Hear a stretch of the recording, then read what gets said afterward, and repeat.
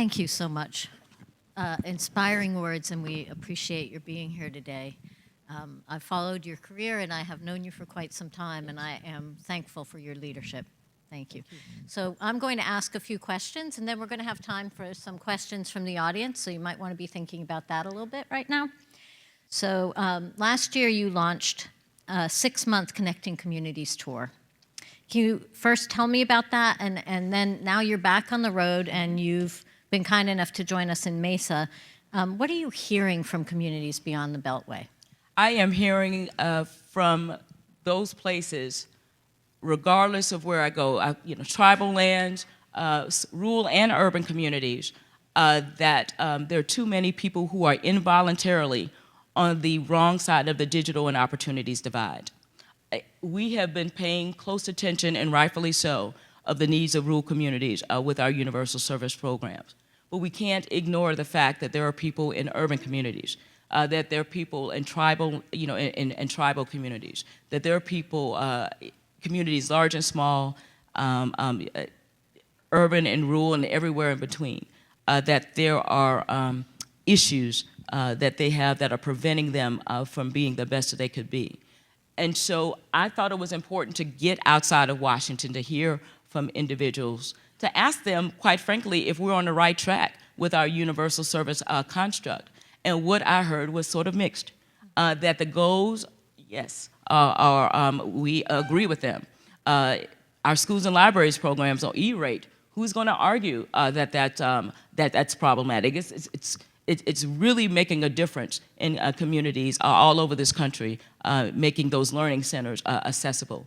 Who's going to disagree that we should not help those healthcare facilities, those rural facilities in areas where medical options are limited, that the FCC should take a part in ensuring that they're connected with broadband so they can enjoy, in terms of imaging and electronic medical records and the like.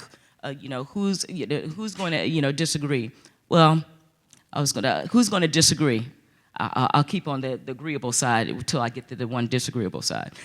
Who's going to disagree that in places where the investment is not currently made in some rural communities, with that high cost fund, with that all of us being connected is a benefit to each and every one of us. But we have some issues when it comes to Lifeline, and I mentioned that for a reason. But if we don't look at the affordability side of the equation, I think we're missing great opportunities. Infrastructure is important, and I will always be an advocate with you saying how can we be partners, public-private partnerships of investing in infrastructure. But if people can't afford the service, then my fear is that we have built an incredible technology bridge to nowhere. No one should be denied, and we should look at each element of that, of the delivery, of that pathway to delivery, to make sure that we're doing the right thing. So that's why that tour was so important, and I continue to learn from it and to be inspired by it. Wonderful, thank you. So you, as you spoke, you listed several key priority areas: development, affordability, digital inclusion, and others. What does the FCC need from us, from local and state government leaders right now, and how can the audience be most helpful? I believe on a number of fronts, including universal service, that you should demand more from us. And when I talk about universal service, I'll be more specific since I've met my friends from the Native communities. I believe that in places, when you look at Native communities, if you look at the numbers, 41%, if you look at the entire nation in aggregate, that 41% of them have challenges when it comes to broadband services in terms of what we consider high-speed internet. But that number jumps to about 68% when you go to rural Native lands. And when you look at America, the entire nation, those types of disparities continue to exist. So we need to make sure that we're spending our universal service monies in a targeted manner.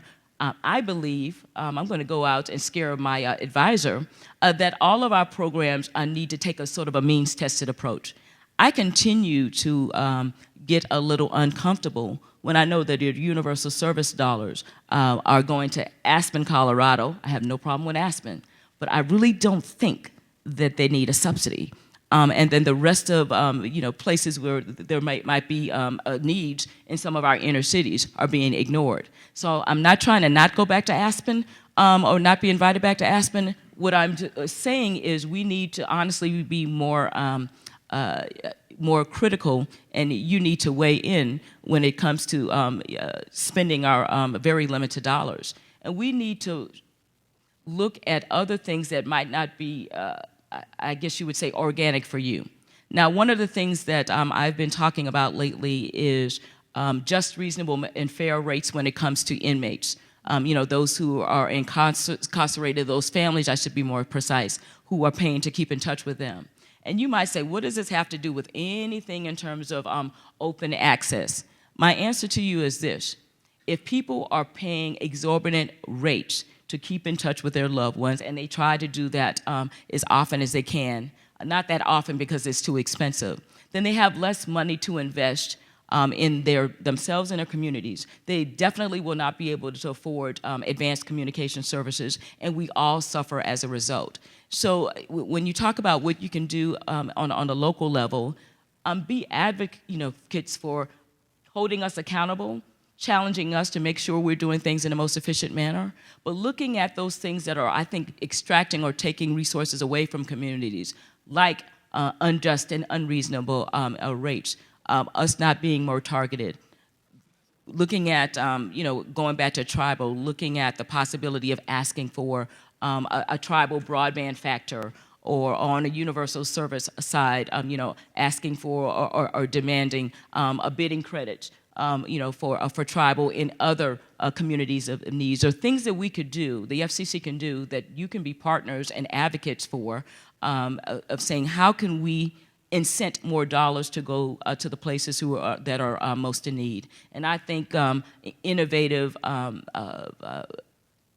types of and targeted types of initiatives will help with that. So we're going to take a couple of questions from the audience. So there are mics, one here and one here. If you'd like to step up and ask a question, that would be great.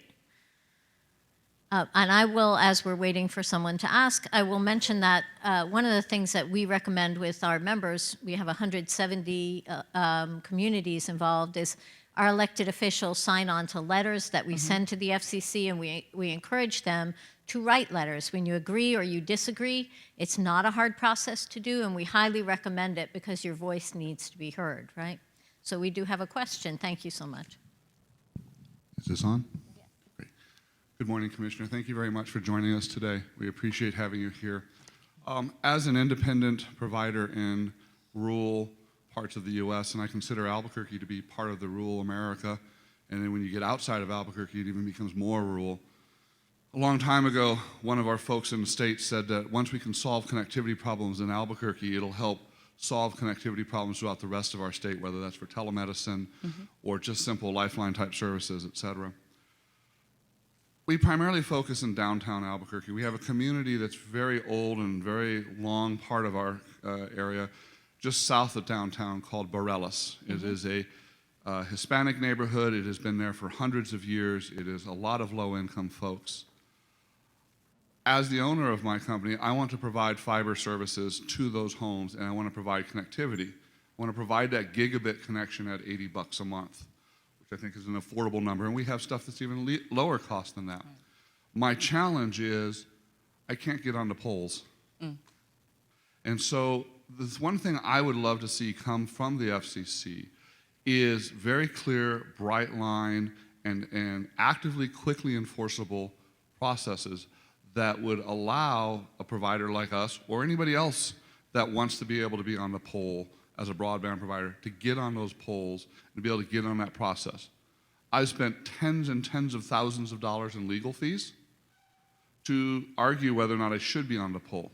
So my question to you, ma'am, is what can the FCC do now to help further enforce the Rule 224 rules that have been conferred to us through Chairman Wheeler's net neutrality? It feels like those rules are now at jeopardy, and those rules are at threat of being demolished by the current leadership. Thank So you. I'll be a little delicate in asking, since that is definitely a moving target, and I consider all of it relatively.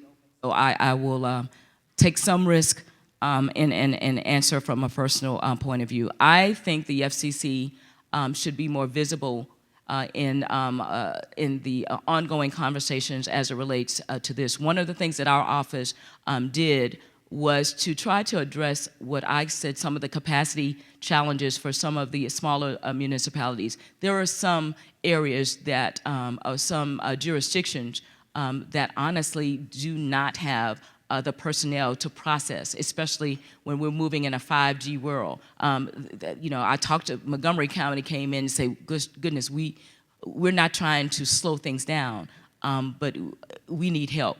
There are issues here, literally, where we sit. And so I really think that we need to have a series of conversations about what all we should do to make sure that everybody wins when it comes to what to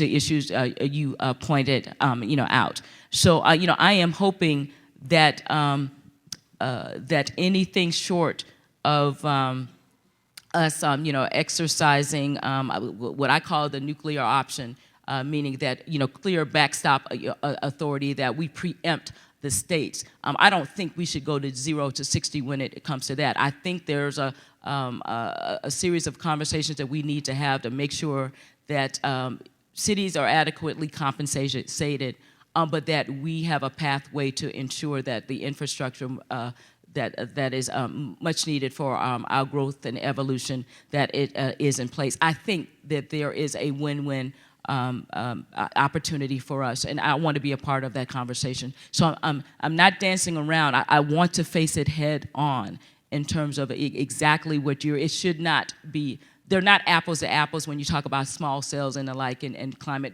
They're not apples to apples, and nor should the compensation or the charge, I don't think should be the same. So let's, again, I think that should be part of your ask, that you should ask the FCC to be a proactive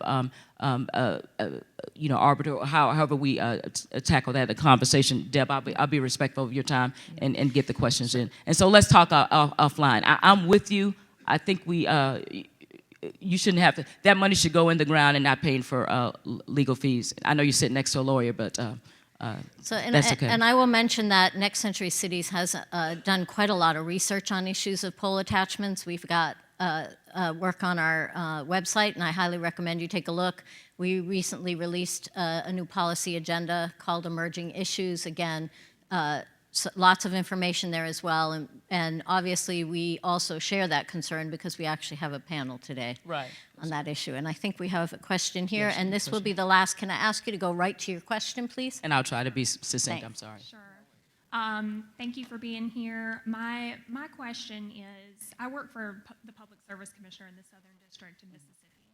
Telecommunications companies are our #1 complaint. However, we do not have any oversight or any regulation of the service areas that they must provide to. We have oversight of the quality of service they provide, but as they're rotating people off of the old DSL copper lines, they are not building the broadband, the U-verse, and that kind of stuff. Right. And we have a lot of people who are without internet right now. Since you've worked on the PSC side before and now on the federal side, what connections between the FCC and the different PSCs in the state do you foresee happening that could potentially help us help our constituents?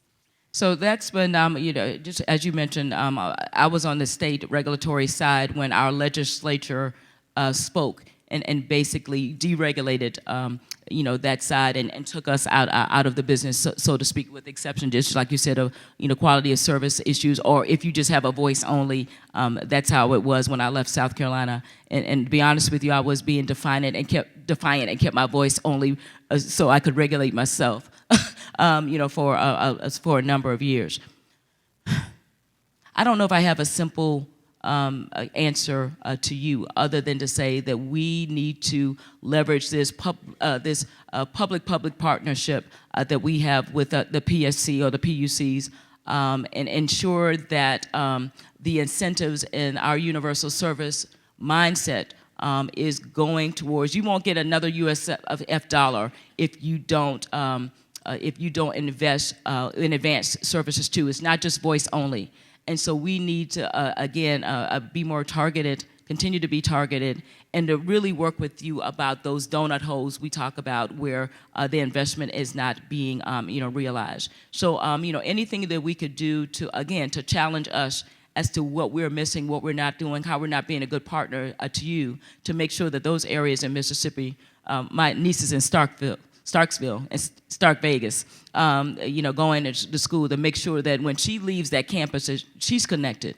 I think that we need to do a better job of being partners to make sure that what we're doing is in sync with what you're doing, where your jurisdiction or regulatory, where your hands have been tied, that you have a regulatory backstop with us to make sure that you're realizing the objectives. It's not going to be easy. But I think that we just need to be more communicative and making sure that that our mutual goals are being realized. Thank you. Last question. Thanks. As you are using the Universal Service Fund to extend additional abundant and affordable broadband to the tribal communities, Yes. In the Southwest we have a lot of small communities that are quite often adjacent to the tribal lands who are intensely underserved, and how can that Universal Service Fund be used to help benefit the rural communities of, well, Arizona, New Mexico, Colorado, and other areas that are isolated because of their geography from the urban areas? So the gentleman to your immediate right is probably one of the best persons in your room, your more immediate right in front of him. One of the best persons who was working in our Office of Strategic Planning to really speak about just that. What we need to make sure is that those places that are showing up as served on our map, that are not served, we need to have a robust challenge process to make sure that we have a true visual landscape as to where those disconnects or lack of investment, where it truly is. So more data, and more accountability, I think, and more innovative types of approaches. I talked with a young man, I don't see him right now because I have old eyes, but he talked about what's going on in Huntsville and how they're doing some things in terms of investing, and how everyone is being able to layer on top of that. Those types of approaches, recognizing and leveraging anchor institutions and the like, and making sure that those tentacles spread out to other communities. We just need to be more innovative, and we need to make sure that our maps are accurate so that our investment, our universal service dollars flow in that community. So, let's talk a bit more offline as to how we, with more specificity, speak with him about, what the FCC taught him also. And about some of the innovative projects that are going on, because again, we can't go it alone. There's not going to be, I don't care how many billions of dollars of universal service investment that we have, each and every year. We're not going to, in an expedited way, connect America, to serve our communities as quickly as they want, if we don't think outside the box, if we don't challenge, internally and externally, and if we don't shift the paradigm to make sure that those communities that are without have short-term promise for being connected. Thank you so much. Please join me in thanking Commissioner Clyburn. Thank you so much.